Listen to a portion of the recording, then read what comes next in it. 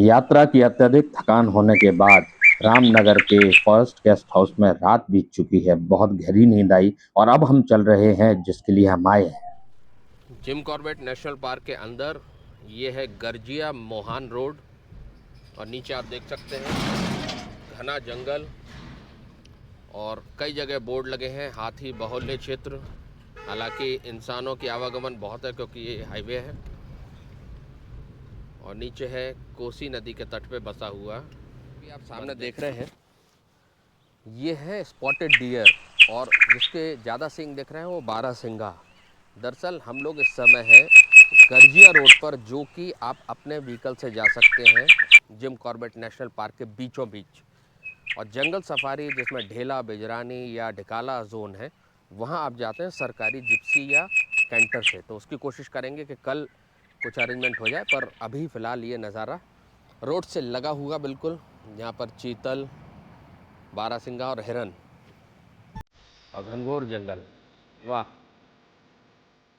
और अब हम आ पहुंचे हैं मोहान रेंज के उस खतरनाक रोड पर जहां पर बाघों के कई हमले हुए हैं, जिनमें हालिया दिनों में एक बाइक सवार को बाइक पर से खींचकर बाघिन और उसके 4 शावकों ने खा लिया था। अगले दिन सिर्फ अस्थि पंजर मिले थे। लेकिन कहा जाता है ना कि हर खूबसूरत चीज की रक्षा के लिए प्रकृति ने एक खतरनाक जीव को भी जन्म दिया है। वो खतरनाक जीव कहने को तो यहाँ बाघ है, लेकिन सोचिए, अगर वो बाघ यहाँ ना होते और यहाँ संरक्षित ना होते तो ये वन संपदा क्या इतनी सुंदर इस अवस्था में रह पाती। जहाँ का जल हो चाहे जंगल हो, एकदम अभी तक अनटच्ड महसूस होता है, जबकि इतने सैलानी आते हैं।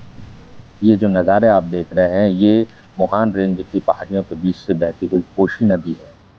इतनी साफ, इतनी सुंदर, इतनी निर्मल कि आपका मन करेगा कि यहाँ पर घंटों बिता दीजिए। ठंड में जो सुनहरी धूप लग रही है, उस पर ये जो आप स्पर्श है, वो मंत्रमुग्ध कर देने वाला है।